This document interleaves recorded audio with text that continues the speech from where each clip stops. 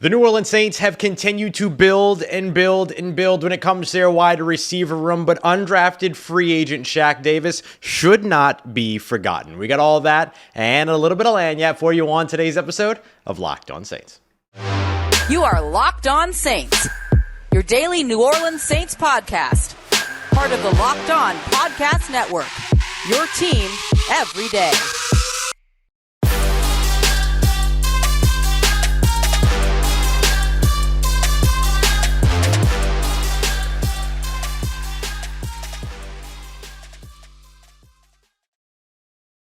What is good, Who Dat Nation and Who Dat family? Welcome into another episode of Locked On Saints, your daily podcast covering your favorite team, the New Orleans Saints, part of Locked On Podcast Network, your team every day. Thanks so much as always, making Locked On Saints your first listen of the day every day. Don't forget, you can subscribe and follow for free on YouTube or wherever you get your podcast so you never miss a daily episode. I am your host, Ross Jackson, at Ross Jackson Nola on Twitter, your New Orleans Saints expert, credentialed member of the media, senior writer and reporter over at Saints News Network, the Sports Illustrated Fan Nation site covering the New Orleans Saints.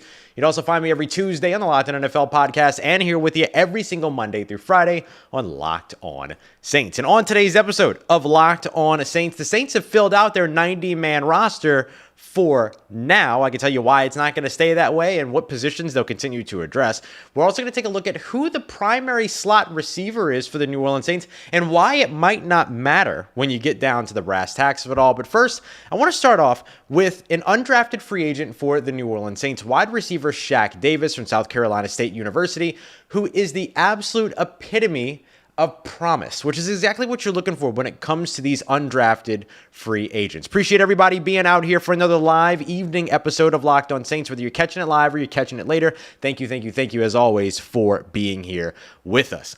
So what I want to do here is just take a look at Shaq Davis and what it is that kind of sets him apart from some of the other guys within the undrafted free agent group for the New Orleans Saints. One thing that you should know before we start off here is that Shaq Davis is actually tied for second amongst all of the Saints undrafted free agents in this class.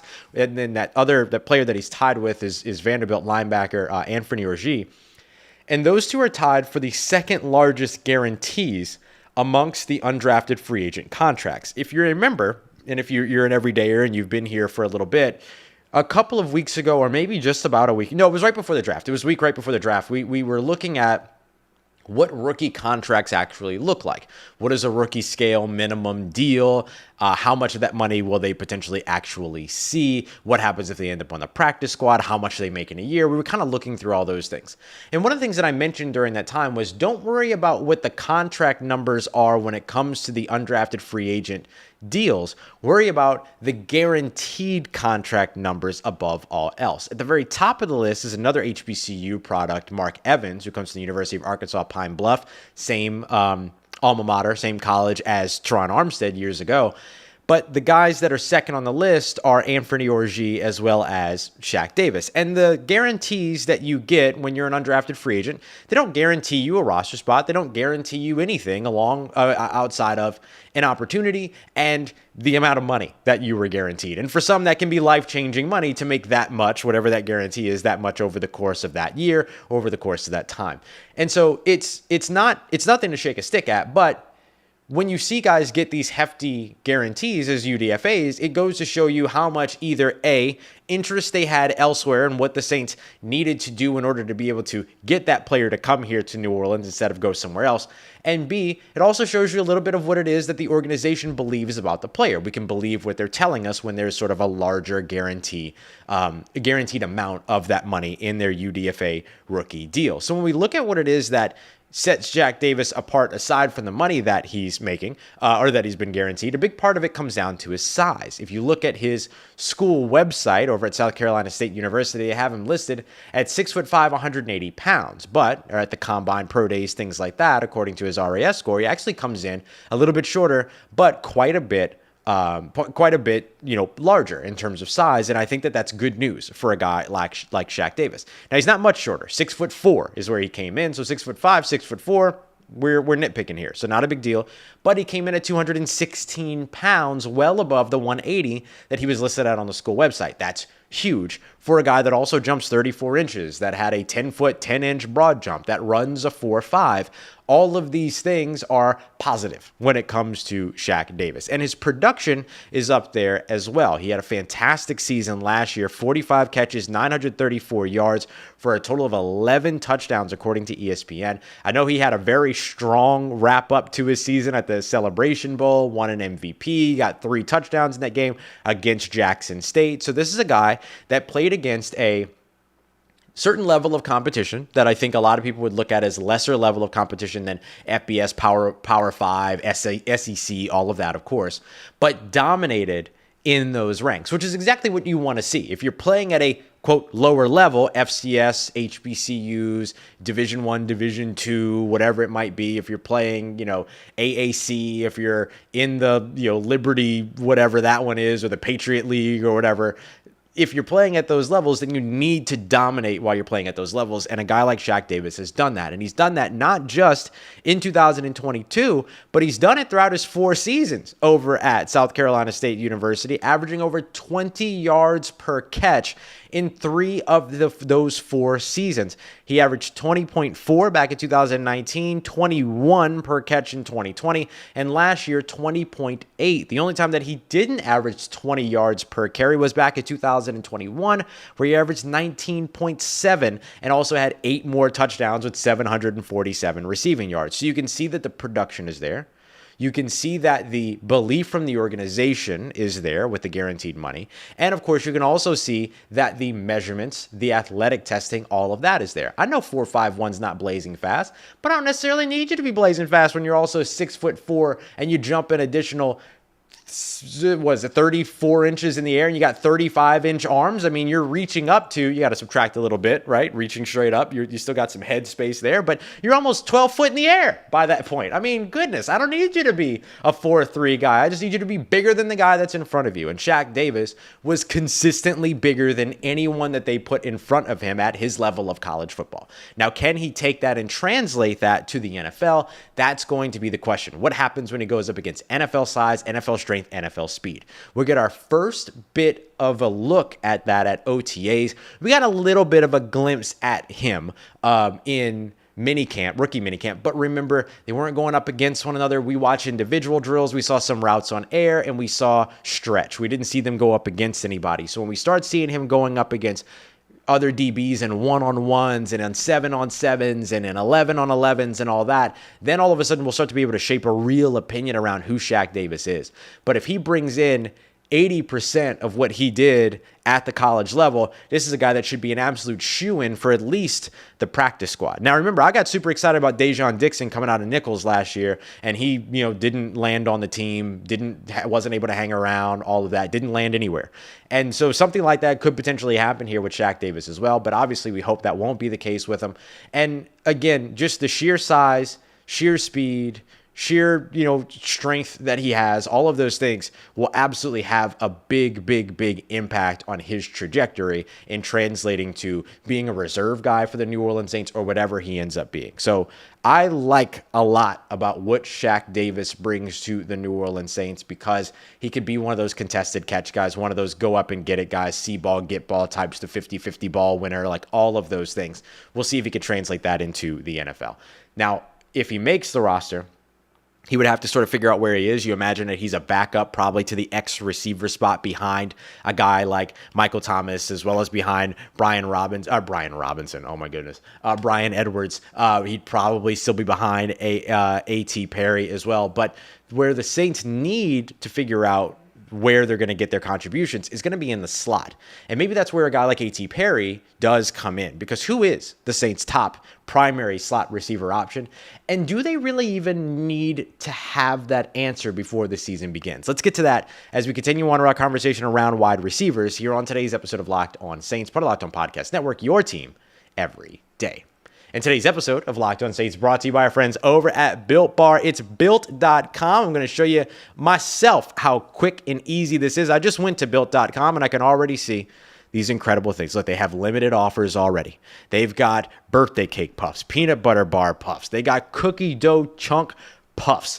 Puff bars, by the way, marshmallow protein bars. Yeah, they found a way to infuse marshmallows with protein. I don't know what Built Bar is doing, but I'm happy that they're doing it, and you are too. So head over to Built.com. Check them out today. Best tasting protein bar on the market. You can also head over to Walmart, get a 4-bar box over in the pharmacy section of some hit flavors. Or you can head over to Sam's Club, get that Baker's Dozen 13-bar box of Churro Puff as well as Brownie Batter Puff there too. So you can find those at Sam's Club, at Walmart, and of course at Built.com. So you can try out and figure it out on your own. Don't just take my word for it. Figure it out on your own. The best tasting protein bar in the world. You can thank me later.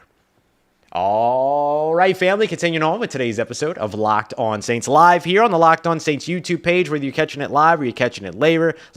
I appreciate everybody for being here. T Dirty, Jerry, I see Soul Alchemist is here, Vic Boy, Eric Howard's back. We got Brennan. We got, I know I saw Fluid in here earlier, so I appreciate everybody. Oh, Hoodie Jube is up in here. Make sure you go and check out the Hoodie Jube YouTube channel as well. So I appreciate y'all very much for being here for another episode of Locked On Saints. Let's take a look now at the slot receiver option for the New Orleans Saints. And I'm going to tie in Hoodie's question here because Hoodie just asked a great question in the chat. How many wide receivers do you think that the Saints are going to keep? And who would you predict those? And could you predict, those wide receivers that could potentially make the team? I don't know that I could predict the wide receivers that make the team yet because we'll kind of have to see what it is that the Saints are wanting to keep. But the interesting thing is that I think they could keep 5 or 6 this year. I think that the 6 depends on whether or not they want to keep an extra kick returner. A guy like Malik Flowers out of Montana could potentially be that person. But outside of that, that you've got your top 3 in Michael Thomas, Chris Olave, Rashid Shaheed. You assume Bryan Edwards makes the roster probably. If Bryan Edwards makes the roster, I think that bumps Traquan Smith because their strengths are very similar. You assume A.T. Perry's going to make the roster because they traded up to draft him. I know he was drafted in the 6th round. No 6th round player is guaranteed a roster spot, but this one's about as close to guaranteeing as you can get, considering how, first of all, freaking good he is, but also the fact that they traded up to go and grab him as well and moved a whole player in order to be able to go up and get him. And then there's a chance that a guy like Shaq Davis or Malik Flowers or maybe Kirk Merritt, who is doing a food drive out in Destrehan today, that could potentially steal that 6th spot. But the question for me is, out of those players, who's your slot receiver? Who's your primary slot receiver? And I don't just mean who's the 3rd receiver on the list and therefore is the 3rd receiver who lines up in the slot. No. I mean, who's your slot specialist? Who's the player that you point to and say, that's the one that gets open quickly, that can create separation, that can fight off of press coverage, and that can make something happen in the slot and make some tough physical catches over the middle? Who is that person?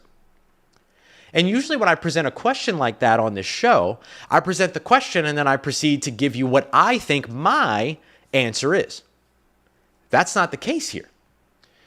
For this season, I don't know who their slot specialist is, but it might not matter. And here's why. Michael Thomas can take snaps out of the slot. In fact, he's done it quite a bit throughout his career.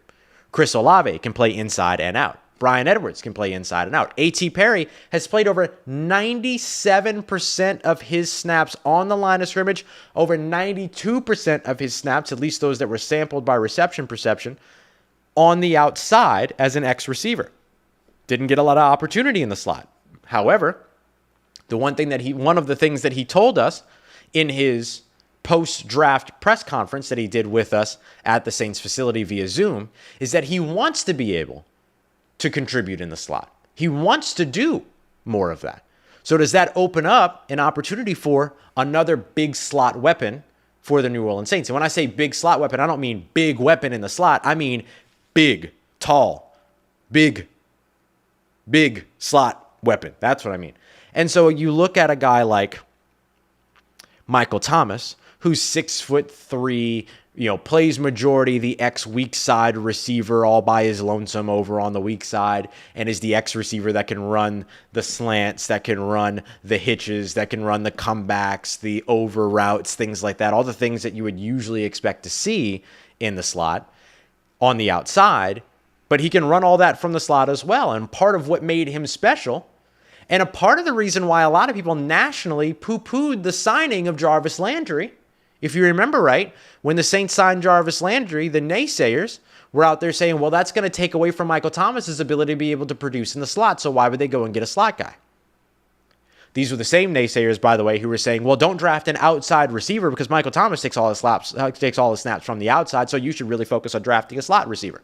Then when they went and signed a slot receiver, they were like, whoa, don't sign a slot receiver. You know how it goes.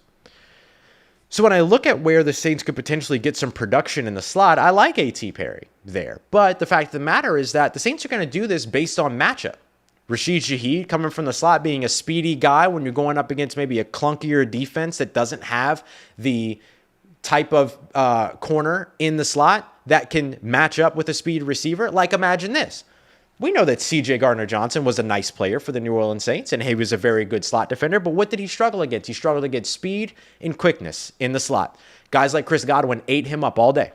We saw it over and over again. DJ Moore, when he moved inside. Robbie Anderson gave him fits. Gave all the Saints slot defenders fits that he matched up with. So when you're going up against the Detroit Lions, partway through your schedule in 2023, why not run Rashid Shaheed out of the slot and take advantage of the matchup that you're going to get with C.J. Gardner-Johnson if he's back to being a slot defender? But then maybe when you're going up against a team that's fielding a smaller slot corner, base it on the matchup. A.T. Perry gets those slot snaps as well as Michael Thomas. And also where you're going up against CJ, you can have Rashid Shaheed and Chris Olave taking snaps from the slot. See, this is what makes the New Orleans Saints offense so unique year after year after year. And they lost a little bit of this last year. Let's be real. They lost a little bit of this last year. But it's their ability to match up. It's their ability to get the right player personnel on the field to be able to go up against the right personnel players that are the right player personnel on the field from the other team. And so being able to say, oh, this player is wide receiver 1, wide receiver 2, wide receiver 3, or this player is tight end 1, tight end 2, doesn't actually exist in the New Orleans Saints offense.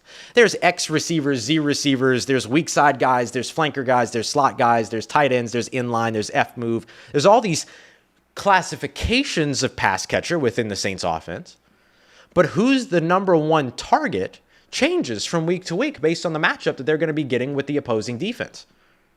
So just like Dennis Allen likes to change his defensive approach every single game based on the matchup that they're getting from the opposing offense, why not be just as aggressive over on the offensive side and change your offensive approach every single game based upon your defensive matchup? That's the thing that makes the most sense to me. Should the Saints go out and trade for Hunter Renfrow and bring Hunter Renfrow in to be their primary slot receiver? 100% they should. They probably won't, but they should, because then you have a specialist in that position. However, for New Orleans, what they have is not a slot specialist, and what they have instead are several slot specialists, plural. Had to really take my time with that one. You heard me start to fumble those words. So I'm not mad at the way that the New Orleans Saints are kind of getting through it. You know what I mean? I'm not mad at the way that they're getting through it. I just don't know I don't know what the answer is right now for who their primary slot option is. And we'll figure it out. We'll see it. We'll see it all throughout OTAs, training camp, till we get up there for the season. But at the same time, maybe it's not entirely worth worrying about because they have a lot of options where they can mix and match based upon taking advantage of some mismatches that are presented to them by the opposing defense. So that's me on my soapbox. I'll step off.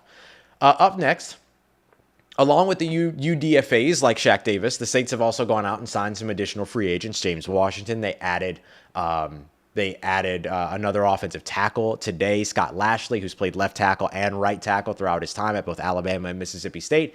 And now they've got a 90-man roster, at least for now. We'll get through how those other spots open up and where the New Orleans Saints should be looking to target next. We got that coming up for you as we continue on to wrap up today's episode of Locked On Saints, part of Locked On Podcast Network, your team every day. Let's get it, Who Dat Nation. Wrapping up today's episode of Locked On Saints with a look at the 90-man roster. No, we're not going to run through and talk about every single player on the 90-man roster, but the Saints have now filled out their 90-man roster, which is the maximum amount of players that you can carry during an offseason. They maxed it out today by signing, let's just call him SEC offensive tackle, who spent 3 years at Alabama, spent the most recent season with Mississippi State. And this is Scott Lashley, 6'7", 314-ish pounds. Versatile player, has played left tackle and right tackle, focused majority on right tackle when it came to Mississippi State. So here they are, the Saints adding up more depth on their offensive line, along with guys like James Hurst and Calvin Throckmorton who know the system. They also added guys like Storm Norton, as well as, of course, Nick Saldiveri this offseason, players on the inside and out, players who have played outside that are moving inside, players who have played inside that can play outside, all of the things that you're used to the New Orleans Saints doing. And so what's going on, Preston? Thanks for being here live. Appreciate you making it. So the next thing that you look at here is, okay, so the Saints fill out their 90-man roster. Are they done? And the quick answer for that is no. And the way that I can tell you that I know that for sure is that they've got 3 kickers and 2 punters on the roster right now. Seems unlikely that they're going to carry that amount of players into training camp. In fact, Dennis Allen told us almost specifically that they won't during his rookie minicamp presser that we talked to him over at the Saints facility. And so I think that you look at where the Saints have left to address. And NFL.com did the sort of primary remaining needs for every NFC team in an article either today or yesterday. I found it today, though. And the big remaining need that they point out for the New Orleans Saints after they addressed and added Foster Moreau at tight end, who, by the way, I'll remind you all, we expect to see on the field during OTAs, which is absolutely incredible. I'm telling you that, one, so that you're not surprised, and B, because I still think that it's incredible, and I love it. So they addressed tight end, which is maybe one of the biggest needs, especially after trading away Adam Troutman. So next, they mentioned linebacker. Now, they didn't give a list of players that they could potentially add at linebacker, but we've discussed that on the show before. Myles Jack, Nick Kwiatkowski, Corey Littleton, guys like Deion Jones. They have a lot of options. Quan Alexander reunion, potentially. There's a lot of different routes that the Saints can go. And so I look at, what's up, y'all? And so I look at the linebacker spot still being one that makes a ton of sense for New Orleans to find a way to address. And that could be by going out and getting an experienced linebacker that helps as a first and second down run stopper that can contribute for you as a pass rusher. That's why Myles Jack makes sense to me. Or they could maybe go and just try to find a reserve coverage guy with experience to back up Pete Werner in case he has any injuries, or Demario Davis, for whatever reason, has to miss a game or miss some time. Then that's where a guy like Corey Littleton or Deion Jones makes a ton of sense, right? So depending upon what the Saints feel like is their need, and depending upon how they feel about the other guys that they have in their locker room that we haven't talked about very much, but we have talked about like Nick Anderson and Anthony Orji, who are the 2 undrafted free agent linebackers that they brought in. We did a whole piece on Nick Anderson in yesterday's live episode, if you didn't catch that. And so linebacker still feels like the next spot that they can go. I still think that a signing of a guy like Yannick Ngakoue, or I don't feel like Frank Clark makes the most sense with all the off-the-field stuff and everything like that, but he does fit the prototype and everything. Nola Gang 09 asks, are OTAs next week? Yes, they are, starting on Tuesday. And so I think that you have linebacker and then maybe a veteran edge rusher. And at that point, your roster is in a really, really good place. If you don't sign those players, your roster's still in a really, really good place. Like, let's face it, what are we really talking about here? We're talking about the New Orleans Saints having a need at backup linebacker and a veteran edge rusher that may or may not make the roster. That's really kind of where we are with all this. Now, Yannick Ngakoue makes your roster. Frank Clark makes your roster, right? There's no doubt about that. But all I'm saying is that you have all that. And honestly, I also wouldn't close the door at defensive tackle either. And Ndamukong Suh's out here saying, I'm not signing anywhere, but week 1 I'll be ready and I'll sign then. But not worrying about training camp, not doing OTAs, I'm not doing all of it. Okay, sure, week 1, come on through. And Ndamukong Suh, like come through and help out the Saints interior defensive line. Like, I think that there's a point at which you look at where the Saints are with their 90-man roster and you look at, okay, where can they still fit to help themselves improve and still fit to help themselves sort of find everything.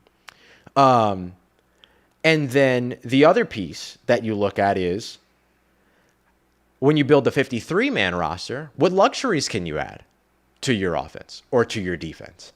Are there players that got cut down from 90 to 53, which is going to be a massive amount of player cuts after the 3rd preseason game? Is there somebody that hits the market that you then go and grab? So there's a whole bunch of that for you to look at. Somebody says in the chat here, Tyrone Robinson, Ross, with the production of Yannick Ngakoue, why is he still not on a team? Probably because he hasn't decided to sign with one yet. I imagine it has more to do with Yannick than it has to do with interest or lack of interest around the NFL. We're seeing this more and more and more across the league that players are waiting later and later and later to sign contracts. Look at Tyrann Mathieu and Ndamukong Suh, Jarvis Landry last year. Like, this is becoming more and more prevalent because a lot of these veterans are saying, okay, let me wait and see who these teams draft before I sign somewhere and then become immediately replaced or get bumped down the depth chart because they spent the first round pick on my position. If you're a guy like Yannick Ngakoue who's got 8 sacks per year, you don't want to sign with a team before the draft and then the team draft a first round edge rusher or a second round edge rusher and then you're out of luck in terms of a starting role potentially, or at least a long-term role with the team. So I think that a lot of that has to do with the teams not necessarily being the ones to make that decision, but the players very much being willing to make that decision. And any player that's willing to sign right before the draft is willing to wait until after the compensatory free agency period passes to sign with the team then as well. So lots of different options and reasons that a player might still be on the market at this time. Last thing that I want to get to here is a quick question from Raymond Casas. You have to tell me if I said it right the first time or the second time. I apologize. And this just goes, y'all know the joke now. Y'all already know this. So when you hear this, you're going to smile. The question is Smoke Monday cleared already? Y'all, I wish I had somebody in my life that loves me as much as Saints fans love Smoke Monday. I really do. I don't think my mama loves me as much as Saints fans love Smoke Monday. I get questions, and Raymond, I'm not cracking jokes about your question. I'm going to answer your question. But I just recorded a show earlier this morning, and in the show, when I was answering a question about Smoke Monday, I said, somebody, I swear, ask me questions about Smoke Monday at least 3 times a week. Y'all love Smoke Monday, and I love you for it. I love you for loving Smoke Monday. So the question is Smoke Monday cleared already? I don't know that he's been cleared. There has been no news that has broken that he has been cleared, but the expectation is that he's going to be there for training camp, and we'll probably see him as OTAs kick off on Tuesday. So that's the good one there. I got it right. Okay, dope. But that's all it is. Again, I'm not making fun of the question. It's a good question. I'm happy to answer it as many times as I get it. Hoodie also mentioned DeMarco Jackson, the linebacker. That's another one that a lot of folks ask about. But I swear, I hope I find somebody in this world, in this lifetime or the next one, that loves me as much as Saints fans love them some Smoke Monday, because y'all, to borrow from Matthew Brunetto here, y'all are here for the smoke, and I absolutely love it. Y'all are here for the smoke, and I absolutely love it. Yeah, no, we should see him hopefully next week, but if nothing else, training camp. All right, y'all. I appreciate you so much for being here for another episode of Locked On Saints, coming through live. Oh, no. Don't apologize. And for coming through for the live show, whether you caught it live or you caught it later, I love you, and I thank you so much for being here. Coming up in tomorrow's morning episode, one more 2 a day this week. Thursday, 2 a day, and then Friday will just be one show up in the morning. We'll get that out to you. Tomorrow morning, we're going to be taking a look at the 2021 New Orleans Saints draft class, revisiting that draft, as well as, of course, bringing you everything you need to know around your New Orleans Saints and all that. Make sure you get some questions in the chat as well, because I'm going to get to those questions, or wherever in the Saints metaverse, in the Locked On Saints metaverse. Get your questions in so I can answer some of those going into the next couple of shows. I appreciate y'all so much. Yes, Raymond, everybody hit that like button. Thank y'all very much for making me a part of your day, part of your routine, for saying yes to me and the show. As always, if you see me, please say hi. And if you need anything else around your New Orleans Saints in between these episodes, make sure you follow me on Twitter at Ross Jackson, NOLA. Hit me up. Let me know how the family's doing. Let me know how you're living. Let me know how your mom and them. And trust everydayers, I'll holla at you.